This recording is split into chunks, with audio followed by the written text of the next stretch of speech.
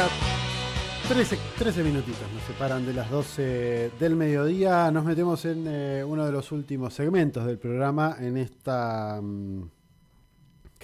por una fecha particular. Un cumpleaños. 80 años. Igual lo adelantamos, porque en realidad es en julio. Ah, faltan unos meses. Pero es un año redondo. La verdad que es del año. Ambos dos rompen la pelota todo el año, todos los años desde que se crearon, así que nosotros podemos hablar de ellos cuando querramos. ¿De quién estamos hablando? No son personas, son peores todavía. Son el Fondo Monetario Internacional y el Banco Mundial. Organismos multilaterales de crédito y de financiamiento internacional, creados justamente en 1944. Así que este año cumplen 80 añitos, se volvieron octogenarios. Ojalá les quede poco para su muerte. Dos instituciones que a las cuales los suscribieron a todos ustedes. No suscribieron a todos. Sí, estamos todos metidos en esta. Sin habernos preguntado y que no nos da ningún beneficio, como ahora sí hace Radio Revista Trinchera. Claro, ahí estamos suscriptos, por ejemplo. Estamos suscritos al Fondo Monetario Internacional, todos los meses le pones de la tuya para que estén ahí existiendo. Y vos dirás, ¿cuándo se crearon? Porque, bueno, capaz en la historia argentina no hay un registro desde el mismo momento en que se crean, porque por suerte nos gobernaba Perón y no los dejó entrar hasta cierto momento, ¿no? Empiezan a ingresar este tipo de organismos años después con las dictaduras que se irán engendrando, más allá de que ya teníamos empréstitos tomados con Rivadavia y toda esa historia, no con el Fondo Monetario y el Banco Mundial. Así es.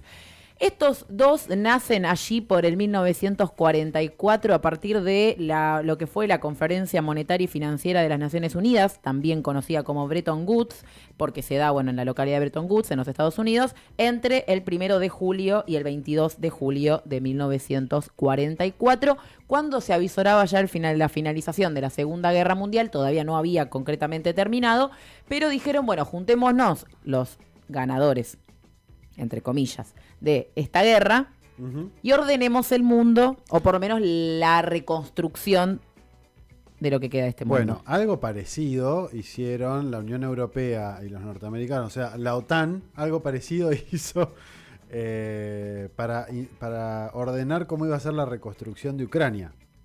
Cuando todavía no ganaron. Bueno. Y todo indica que van a perder.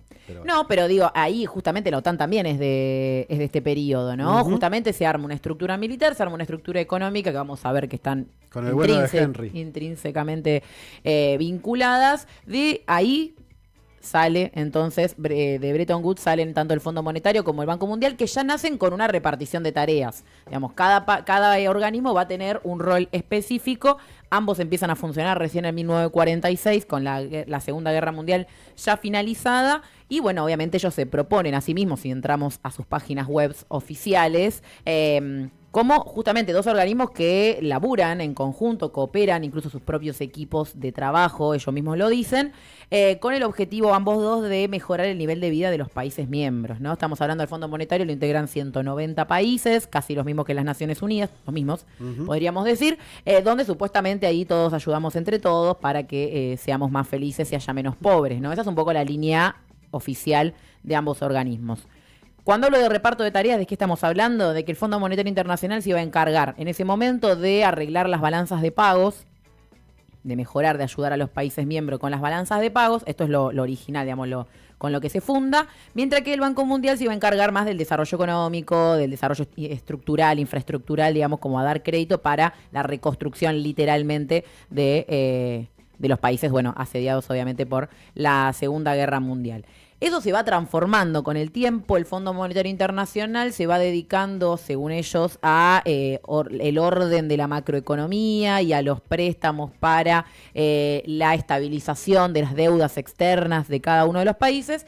Y el Banco Mundial se va a ir encargando de los procesos más internos de cada uno de los países, metiéndose, por ejemplo, en las decisiones respecto de ambiente, educación, de ONGs, digamos. Va a tener un proceso más silencioso, digamos, porque, por ejemplo, en Argentina pasa eso, digo, al Fondo Monetario lo odiamos, digo, incluso no nosotros solamente, hay como un resquemor de aquellos que vivieron en los 90, que vivieron en el 2001, hacia el Fondo Monetario Internacional, y no pasa así en Argentina, por ejemplo, con el Banco Mundial. En otros países el proceso es inverso, digamos, el Banco Mundial ha tenido un rol muchísimo más injerencista que lo que ha tenido, por lo menos a vista grande, el Fondo Monetario, porque después, como vemos, articulan y trabajan en conjunto de acuerdo a cuáles son las supuestas necesidades de esos países. Bueno, de hecho, en sí. relación con esto, la CONEAU, la Comisión Nacional Por de ejemplo. Regulación de la Educación Superior en Argentina, Sí.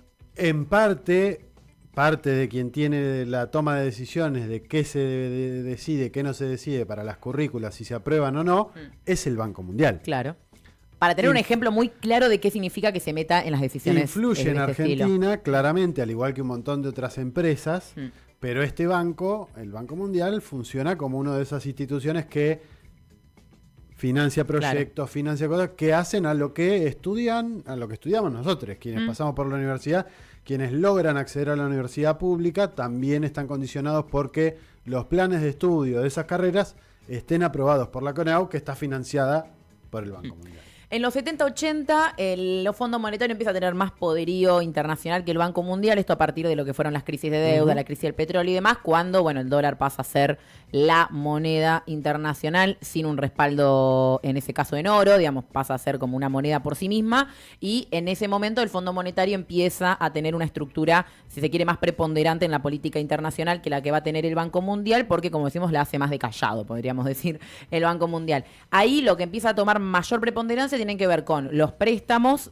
para las economías de los distintos países y los programas, los que se llama PAE, que son los programas de ajuste estructural, que son el recetario del Fondo Monetario Internacional a partir de los 70, de los 80, para cualquier país que le pida un préstamo. Entonces, a partir de la deuda, yo te doy plata, pero vos, que esto es una diferencia, que siempre lo marcamos, quizás a diferencia de otros bancos de desarrollo, o bancos como por ejemplo, o el BRICS, o el Banco de Desarrollo que se quiere hacer dentro del BRICS, u otros organismos de préstamo de dinero, que el Fondo Monetario y el Banco Mundial lo hacen a condición de que vos convalides el para qué de esa plata y que ellos puedan tener una presencia constante sobre las decisiones que vos tomes dentro de tu país, digo, a diferencia de otros préstamos. Ellos por ejemplo, el Fondo Monetario viene o va a cada país cada 3 meses, vigila que vos estés usando la plata como ellos te lo pidieron y que estés cumpliendo con el programa de ajuste estructural tal como ellos lo piden con el recetario que ellos te mandan. No importa si sos Argentina, si sos Grecia, si sos... Seas quien fuere.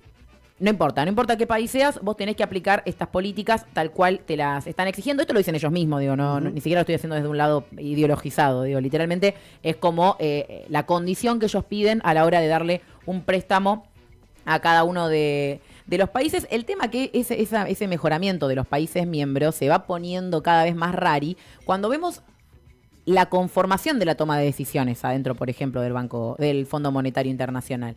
¿Por qué? Porque 6 países, hay una mesa de 24 sillas en el Fondo Monetario Internacional. Esto me lo contó Amado Boudou, que estuvo ahí, y lo cuenta con un detalle, porque vos tenés una mesa, 24 sillas, cada país, hay 190, claramente no tiene un país una silla, ¿no? No tiene un país un voto. Bueno, tenemos 6 países que concentran el 42% de los votos. Esto se define según el peso económico, entre comillas, que tiene, digamos, el PBI, que tiene cada uno de los países.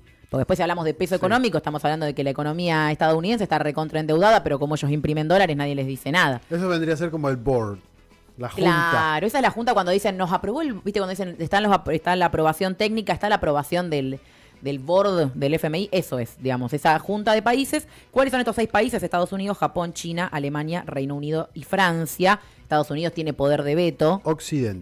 Occidente, a lo que se le suma Italia, India y la Federación Rusa cuando ampliamos un poquito, que son los 9 países que tienen el mismo poder que el resto de los 181. Ellos 9 deciden más que lo que pueden decidir 181 países. Y no está China.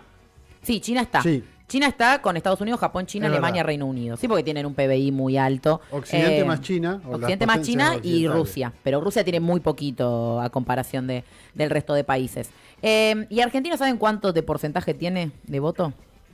0,1. 0,66, más respeto. Que compartimos silla con Perú, con Paraguay, y así nos vamos turnando. Y en cualquier momento dejamos de 3 sillas.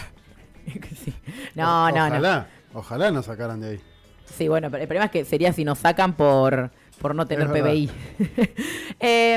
La realidad es que, como decíamos, no hay una... Bueno, esto lo decía recién Nico al principio. no solo hay una diferencia en quién toma las decisiones, y es un organismo hecho para que tanto Estados Unidos como Europa Occidental tengan el poderío económico mundial, sino que además no tiene vía democrática, digamos. Nadie de los que se sienta en el Fondo Monetario Internacional o en los boards del Banco Mundial fue elegido, ni siquiera internamente, por quienes, por ejemplo, forman parte del banco de los países que están sentados en esas sillas o no sé, una elección interna del Fondo Monetario. O sea, literalmente son elegidos por los países, que eso es cruzado. El presidente el director del Fondo Monetario Internacional es europeo, aunque sea más característico de Estados Unidos, y el director del Banco Mundial es estadounidense en general. Siempre, que justamente la última vez fue cuando hubo un quilombo ahí porque no querían aceptarlo. Es una tradición no escrita igualmente, así que se puede romper total. En este mundo todo se rompe. Pero bueno, sí que se dividieron el mundo económicamente, cada uno que haga lo suyo, y lo único que han aplicado son planes recetarios neoliberales, exactamente igual para cualquier país, que lo que buscan es principalmente la primarización de las economías, digamos que solamente sean exportadores porque cada uno tiene su rol en el mundo, como han dicho hace ya siglos. Una dominación, digamos, muy, muy clara y neocolonial, digamos, sobre cada una de las economías. Apoyar gobiernos dictatoriales en el caso de ser necesario, destruir gobiernos elegidos democráticamente en el caso de también ser necesario. Y así han tenido una injerencia total, digamos. Incluso si analizamos las crisis argentinas, vemos que en gran parte, más allá de la movilización popular, tienen que ver con el Fondo Monetario que dice: no te bajo la plata. Y ahí estalla todo. Bueno, de hecho, de la Rúa tiene el quilombo que tiene porque el Fondo Monetario no le da dinero que supuestamente Cavallo había conseguido. Justamente. Lo versean a Cavallo, queda pedaleando y ante esa faltante de dinero, bueno, también es una de las detonantes que desencadena lo que fue el 2001. Así es, así que estos dos organismos se han asegurado el funcionamiento de las relaciones internacionales del capital, podríamos decir. Se dividieron el mundo como quisieron, allá hace 80 años atrás, aún permanece de la misma forma, claramente perdiendo peso ante tanto a otra moneda, el dólar digo, ante otra moneda, como ante otros organismos, pero siguen manejando la economía del mundo. Feliz cumpleaños. Sorteo.